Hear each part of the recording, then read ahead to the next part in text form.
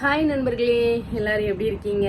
உங்க எல்லாருக்கும் என்னுடைய மண்டே வணக்கம். சரியா? ஏன்னா இது வந்து சண்டே நைட் தான் எடுக்கிறேன். நிறைய படங்கள் வந்து நல்ல படங்கள் வந்திருக்கு அப்படின்னு சொன்னாங்க. அந்த டூரிஸ்ட் ஃபேமிலி, அதுக்கப்புறம் அதாவது காமெடியன்கள் எல்லாருமே கதாநாயகனாக நடிக்கக்கூடிய படங்கள்லாம் நிறைய வந்திருக்கு அப்படின்னாங்க. இன்னொன்று வந்து எல்லாருமே காமெடியனாக பார்த்துக்கிட்டு இந்த மாதிரிலாம் ஏற்றுக்க முடியலை அப்படிங்காங்களே. எல்லா விஷயமுமே வந்து அந்த டைரக்டர்கிட்ட தான் இருக்குது. அவங்க வந்து எப்படி வந்து அவங்கள வந்து அதை ஸ்க்ரீனில் வந்து காட்டுறாங்களோ அதை தான் அவங்க பிரதிபலிக்காங்க. ஸோ நம்ம அந்த மாதிரியே பார்த்துக்கிட்டு வந்ததுனால இந்த மாதிரி நம்பியார்லாம் சொல்லுவாங்க இல்லையா, நம்பியார் ஐயாலாம் வந்து ரொம்ப நல்ல கேரக்டர் அப்படின்னு, பட் படத்தில் வந்து அவங்கள பயங்கரமான வில்லனாவே வந்து காட்டுறாங்க. அந்த மாதிரி தான் நிறையா. அதே மாதிரி நம்ம ஹீரோக்கள் எல்லாம் பார்த்தோம் அப்படின்னா அவங்க ரொம்ப ஜாலி டைப் மாதிரி எல்லாம் காட்டுறாங்க. பட் நிறைய ஹீரோக்கள் வந்து ஸ்டேஜில் பேசுறது கூட கிடையாது, ரொம்ப சைலண்ட்டாக அப்படி அதாவது கோடி கோடியாக கொடுத்தா நடிக்கும் போது மட்டும்தான் பெர்ஃபார்ம் பண்ணுவாங்க.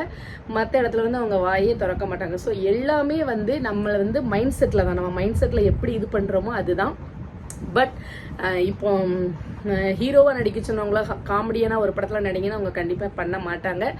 ஸோ சூரி வந்து ரொம்பவே, சூரி மட்டும் இல்லை, அந்த படம் ஃபுல்லாகவே பார்த்த வரைக்கும் எல்லாருமே சரியா, அந்த சூரியோடைய பேர் அவங்க இருக்காங்க இல்லையா, அவங்களும் ஐஸ்வர்யா பயங்கரமாக ஒவ்வொரு இதையுமே நல்லா பண்ணியிருந்தாங்க. எமோஷனல் சீன் எல்லாமே. அதே மாதிரி சுவாசிகா அவங்க அக்கா ரோல் பண்ணியிருந்தாங்க இல்லையா, அவங்களும் நல்லா பண்ணியிருந்தாங்க. அதுக்கப்புறம் எல்லாரும் அவங்களுடைய சூரியோடைய அம்மா, அப்புறம் ராஜ்கிரண் சார், அப்புறம் ராஜ்கிரண் சாரோடைய ஒய்ஃப் இருக்காங்க பார்த்தீங்களா, அவங்க வந்து அப்போ நல்லா நடிகை தான். அவங்களும் வந்து செம்மையாக நல்லா நடிச்சிருந்தாங்க.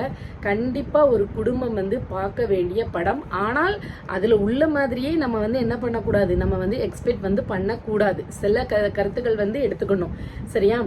ஏன்னா இந்த மாதிரி தான் தம்பி இருக்கணும் அப்படின்லாம் நம்ம நினச்சோம் அப்படின்னா ஒரு சில விஷயங்கள்ல வந்து இருப்பாங்க. கல்யாணம் முடிஞ்சதுக்கு முன்னாடி இருக்கும்போது அக்கா அப்படின்னு பாசமாக இருப்பாங்க. அக்கா தங்கச்சிகளுக்கு செய்யக்கூடிய சீர்கள் வந்து செய்வாங்க, வைப்பாங்க. ஆனாலும் சில விஷயங்களால வந்து ஃபேமிலிக்குள்ள சின்ன சண்டைகள் தான் பெருசாகி ஃபேமிலி பிரிகிற மாதிரி காமிக்கிறாங்க. பட் இந்த படத்துல இருந்து புரிஞ்சுக்கக்கூடிய இன்னொரு விஷயம் என்ன அப்படின்னு சொல்லி பார்த்தோம் அப்படின்னா, யாருமே இதுல வந்து தப்பானவங்க கிடையாது. சூர்யா இருக்கட்டும், சூரியோட அக்காவா இருக்கட்டும், தென் சூரியோடைய மனைவியா இருக்கட்டும், அவங்க பார்த்து, அதாவது அவங்க வந்து குடும்பத்தை பிரிக்கணும் வைக்கணும் எந்த இதுவுமே கிடையாது. அந்த நேச்சுரலா யதார்த்தமா வரக்கூடிய ஒரு சின்ன பிரச்சனை தான். எல்லாருக்குமே வந்து விட்டு கொடுத்து போகணும்னு ஒரு எண்ணம் இருக்கு, மன்னிக்கணும் அப்படிங்கிற ஒரு எண்ணம் இருக்கு.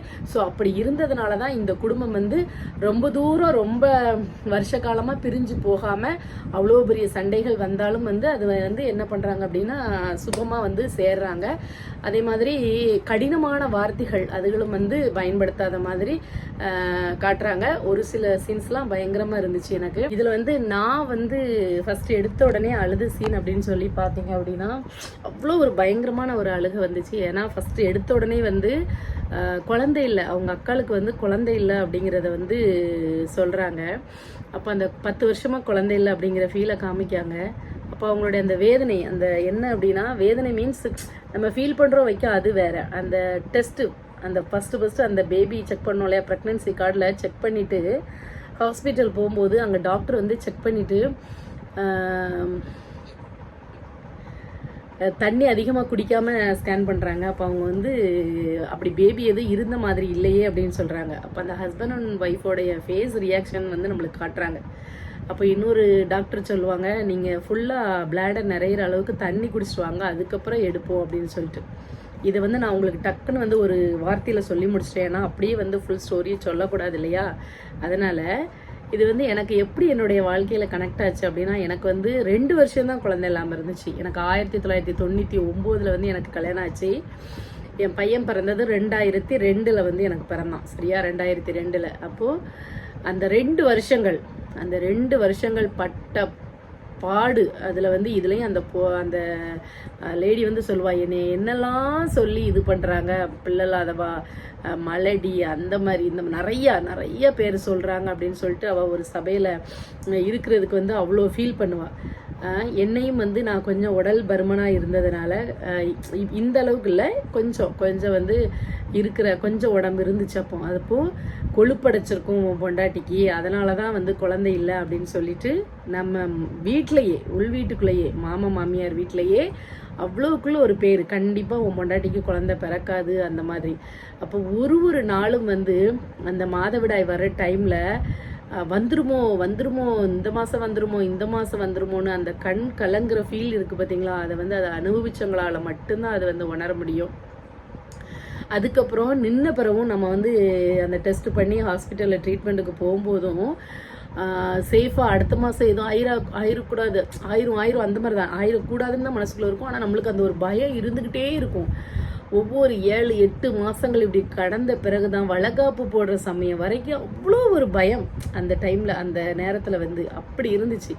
அதை குழந்தை வேணுங்கிறதுக்காக நாங்கள் 2 பேருமே, அவரும் பட்ட கஷ்டங்கள் வந்து கஷ்டம் மீன்ஸ் இருந்துராதா அப்படின்னு சொல்லிட்டு அவருக்கு சில இதெல்லாம் செய்ய சொல்லியிருந்தாங்க. அது எல்லாமே வந்து நம்மளுக்கு பிள்ளை வேணும் அப்படின்னு சொல்லிட்டு அவ்வளோ விரும்பி ஆர்வமாக இருந்து பெத்த பிள்ளை தான் வந்து அந்த பையன். இந்த படத்தை பார்த்து அதாவது நிறைய குடும்பங்கள் சேர வாய்ப்பு இருக்குது அப்படின்னு தான் நான் நினைக்கிறேன். இந்த படத்தை பார்த்தாங்கன்னா கண்டிப்பாக வந்து சேருவாங்க. ஏன்னா சின்ன சின்ன பிரச்சனைகளால் தான் குடும்பங்கள் வந்து பெரிய லெவலில் பிரிஞ்சு போகுது.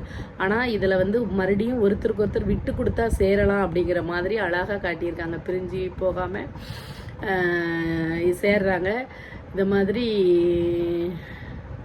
எல்லாருமே வந்து ஒருத்தருக்கு ஒருத்தர் விட்டு கொடுத்து கண்டிப்பாக ஃபேமிலி சேர்ந்தால் நல்லாயிருக்கும் அப்படின்னு நான் நினைக்கிறேன். ஒவ்வொரு தாயும் வந்து அந்த பிள்ளைய வந்து வெளியே கொண்டு வர்றதுக்கு வந்து எவ்வளோக்குள்ள அவள் பாடுபடுறா அப்படிங்கிறது வந்து அந்த தாய்க்கு தான் தெரியும். அதுக்கப்புறம் வளர்ந்த பிறகு அவள் படுற கஷ்டங்கள் வந்து கூட இருந்து பார்த்த அந்த பிள்ளைகளுக்கு மட்டும்தான் தெரியும். அப்படி இருக்கிற பிள்ளைகள் தான் வந்து என்னை பொறுத்த வரைக்கும் கண்டிப்பாக இந்த படத்தை பார்க்கணும் அப்படிங்கிற மாதிரி எனக்கு தோணுது.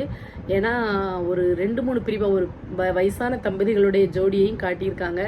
கணவன் மனைவியினுடைய உறவு வந்து எவ்வளவுக்குள்ள ஒரு இம்பார்ட்டண்ட்டானது, அவங்களுக்குள்ள அடிக்கடி சண்டைகள் வாக்குவாதங்கள் வந்தாலும் அந்த அன்பு எவ்வளோ ஆழமானது, அந்த மனைவி இல்லைன்னு அந்த கணவன் வந்து என்ன பாடுபடுறாரு அப்படிங்கிறதெல்லாம் நல்லா காட்டியிருக்காங்க. அந்த எனக்கு ஃபஸ்ட்டு அந்த குழந்தை இல்லாத சீனில், அதுக்கப்புறம் அந்த ராஜ்கிரண் அந்த ஒய்ஃபு அவங்களுடைய சீன் பாண்டிங் வந்து 40 வருட தாம்பத்திய வாழ்க்கை அவங்களுடைய அந்த இதெல்லாம் வந்து காட்டும் போது அதில் ஒரு சீன்லாம் பயங்கரமாக இருந்துச்சு.